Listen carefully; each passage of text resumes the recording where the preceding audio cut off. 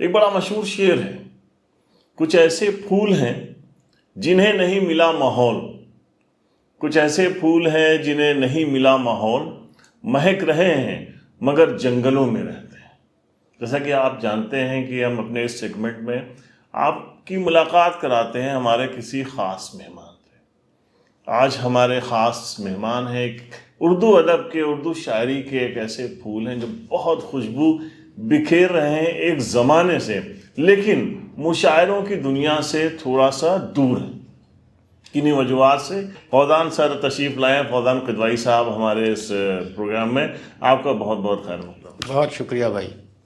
फौजान भाई, मैंने थोड़ा सा तमहीद इसलिए की कि वाकई आप मुशायरों की दुनिया से दूर रहे हैं, लेकिन जहाँ आपका मकाम है वहाँ पे जो जो लोग आपको जानते हैं वो सब जानते हैं कि आपकी शायरी में कितना दम है। बहुत शुक्रिया। तो सबसे पहले एक शेर के साथ ही, आपके शेर के साथ शुरुआत करेंगे। और आप इनकी शायरी में देखिए जो नयापन, ये नयापन आज नहीं है। कुछ लोग आज के दौर में भी इस तरीके की शायरी कर रहे हैं, लेकिन कम से कम 3 जो है दशक बीत चुके हैं जब से फौजान भाई की इस तरीके की शायरी, इस ग्राउंड पे शायरी हम लोग सुन रहे हैं। तो आपके कुछ शेर पहले हों, उसके बाद हम आगे बात करें। जी, मैं शुरू करता हूँ कि एक मतला सबसे पहले परवेज़ भाई अता कीजिए। और इसे गालिबन 2001 में ये मतला मैंने कहा था। तो शेर अर्ज़ है कि ये अंधकार, ये वातावरण जो भय का है, ये अंधकार, ये वातावरण जो भय का है, यही समय तो नए सूर्य के उदय का है। यही समय तो नए सूर्य के उदय का है, ये जिंदगी कभी ना जाने किस समय का है, ये जिंदगी कभी ना जाने किस समय का है, न इसमें आय का ब्यौरा कोई न व्यय का है। अरे वाह फौजान भाई, आप मैथ्स के टीचर और उर्दू के शायर, उर्दू गज़ल के शायर, और उसमें हिंदी का ये कॉम्बिनेशन, ये खूबसूरत कॉम्बिनेशन, कैसे इसकी शुरुआत कैसे होती? भाई, जिस माहौल में मेरी परवरिश हुई, तो मैंने यहाँ आनंद भवन स्कूल से पढ़ाई शुरू की। उसके बाद मैं गवर्नमेंट कॉलेज पहुँचा। उसके बाद मैं अलीगढ़ मुस्लिम यूनिवर्सिटी पहुँचा। तो मैंने इन तीनों ज़बानों का देखा और मेरी परवरिश इसी माहौल में हुई। यही ज़बान जो मेरे सामने बोली जाती थी, वही हिंदी अखबारात जो लोग पढ़ते थे उसमें जो अल्फाज आते थे, तो मेरी नेचुरल, मेरी टॉक में, मेरी बातचीत में, मेरे व्यवहार में आप कह सकते हैं ये लफ्ज़ शामिल थे। तो मुझे कोई मुनासिब वजह नहीं मिली कि मैं इनको अपनी ज़िंदगी से निकाल फेंकूं।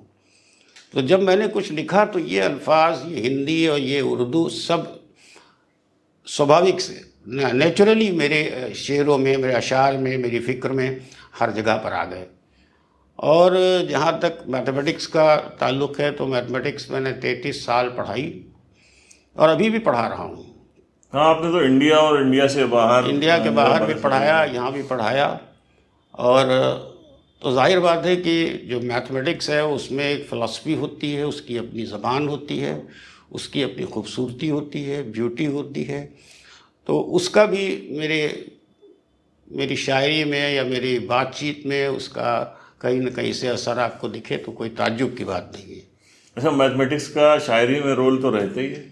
बिल्कुल, बिल्कुल प्योर मैथमेटिक्स है ये जी। अगर आपने परवेज़ भाई देखा हो कि उसमें वो जो मात्राओं की गिनती होती है, वो 1 1 2 2 करके, वो पूरी मैथमेटिक्स है। अगर आप उसे सेट नहीं कर सकते तो शायरी नहीं हो सकती, ये बिल्कुल तय है। अच्छा, आप बहुत अच्छे एकेडमिक स्कॉलर हैं, तो ये शायर का जन्म उस बीच में कब हुआ? परवेज़ भाई, मुझे लगता है, अपनी मेरी सोच है कि जो आर्टिस्ट होता है, जो कलाकार होता है, जो शायर होता है, वो जो पैदाइशी होता है वो सिर्फ शायर होता है वो। और उसके अलावा अगर वो कुछ बना ज़िंदगी में तो वो शायर की कीमत पे बना। अगर शायर है, आर्टिस्ट है, किसी भी फील्ड का हो, चाहे वो रंगकर्मी हो, चाहे वो चित्रकार हो, चाहे वो कुछ भी हो, अगर वो है तो फिर वो रहेगा वही। शुरू से आखिर तक वही रहेगा।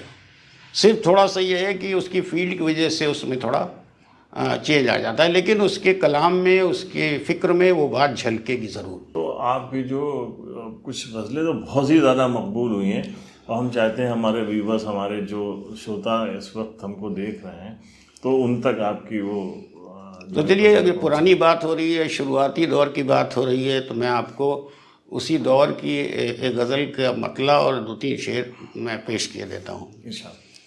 गौर करिएगा कि एक फ़िक्र होगी उसमें, आप देखें कि धनी बहुत थे वरन अब फ़कीर कितने हैं, धनी बहुत थे वरन अब फ़कीर कितने हैं, हमारे दौर में बताओ कबीर कितने हैं। हमारे दौर में बताओ कबीर कितने हैं। और शेर सुनिएगा कि सती प्रथा पे करो टिप्पणी वरन सोचो, सती प्रथा पे करो टिप्पणी वरन सोचो, बिना चिता के सुलगते शरीर कितने हैं। वाह वाह वाह वाह। और एक शेर इसमें बतौर ख़ास परवेज़ भाई, गज़ल की यहाँ तक बात होती है तो मैं थोड़ा सा उसका एक पहलू मैंने लाने की कोशिश की है। मुझे मालूम नहीं कितना कामयाब हुआ हूँ कि मिले हैं बन के अपरिचित सदा इसी कारण, मिले हैं बन के अपरिचित सदा इसी कारण, तुम्हें पता न लगे हम अधीर कितने हैं। वाह वाह वाह वाह। तुम्हें पता न लगे हम अधीर कितने हैं। वाह, बहुत खूब। चले, हालात हाजिरा पे भी आपने बहुत कुछ बड़ा अच्छा लिखा है, तो सुनते हैं कुछ आपसे। हालात हाजिरा पे कहीं पे दिन तो कहीं पर ये रात करता है, वाह। कहीं पे दिन कहीं पे ये रात तो कहीं पर ये रात करता है, ये सूर्य न्याय नहीं पक्षपात करता है। हाय हाय हाय। ये सूर्य न्याय नहीं पक्षपात करता है, और कभी किसी का वो विश्वास जीतने के लिए, कभी किसी का वो विश्वास जीतने के लिए अभिन्न मित्र से विश्वासघात करता है। हाय हाय, क्या कह रहे हो। वाह वाह वाह वाह। अभिन्न मित्र से विश्वासघात करता है। बहुत खूब। तो फजानी कुछ और शेर हो जाए। मैं एक गज़ल जो मुझे अच्छी लगती है और मैं पेश करता हूँ। जी। मौत के आतंक से जब मुक्त हो जाऊंगा मैं, मौत के आतंक से जब मुक्त हो जाऊंगा मैं, जिंदगी तेरे लिए उपयुक्त हो जाऊंगा मैं। वाह वाह वाह। जिंदगी तेरे लिए उपयुक्त हो जाऊंगा मैं, और मिल के मिट्टी में न समझो लुप्त हो जाऊंगा मैं। मिल के मिट्टी में न समझो लुप्त हो जाऊंगा मैं, तुझसे ए खाके वतन संयुक्त हो जाऊंगा मैं। हाँ है, ये फिर से पढ़िए, फिर से पढ़िए। वाह वाह वाह वाह, फिर से पढ़िए पूरा। मौत के आतंक से जब मुक्त हो जाऊंगा मैं, जिंदगी तेरे लिए उपयुक्त हो जाऊंगा मैं, और मिल के मिट्टी में न समझो लुप्त हो जाऊंगा मैं, तुझसे है खाके वतन संयुक्त हो जाऊंगा मैं। वाह वाह वाह वाह। और इसमें शेर देखिएगा परवेज भाई कि अपनी हत्या का अकेला साक्षी हूँ इसलिए। आए है, क्या पहलू निकाले। वाह वाह वाह। अपनी हत्या का अकेला साक्षी हूँ इसलिए, धीरे धीरे देखना अभियुक्त हो जाऊंगा मैं। वाह। और उसमें एक आखिरी शेर जो पसंद है मुझे भी, कि भूल कर मुझको तुम्हें संतोष मिल जाए तो फिर, भूल कर मुझको तुम्हें संतोष मिल जाए तो फिर, मोक्ष मिल जाएगा मुझको मुक्त हो जाऊंगा मैं। वाह वाह। भूल कर मुझको तुम्हें संतोष मिल जाए तो फिर, मोक्ष मिल जाएगा मुझको मुक्त हो जाऊंगा मैं। वाह वाह, बहुत खूब। तो ये मैथमेटिक्स के साथ इतनी अच्छी हिंदी कैसे आई फिर। और बताइए, जो लोग कहना चाहते हैं, वो चाहे उर्दू शायरी कर रहे हैं या हिंदी में कविता कर रहे हैं, उनको कितना, मतलब कितनी पढ़ने की ज़रूरत होती है। परवेज़ भाई, मेरी ज़िंदगी में एक चीज़ ऐसी आई, कुछ अच्छे अच्छे लोग मुझे मिलते गए, बहुत अच्छी अच्छी बातें उन्होंने मुझे बताई, और वो लोग उन्होंने उस चीज़ को जिया था। जैसे एक मेरे दोस्त हुआ करते थे, वो कहते थे कि भाई अच्छी कविता, अच्छी शायरी वो है जो समय और काल के परे हो। ये नहीं कि आज हालात कुछ हैं, आपने शेर कहा और कल फिर वो बात ख़त्म हो गई।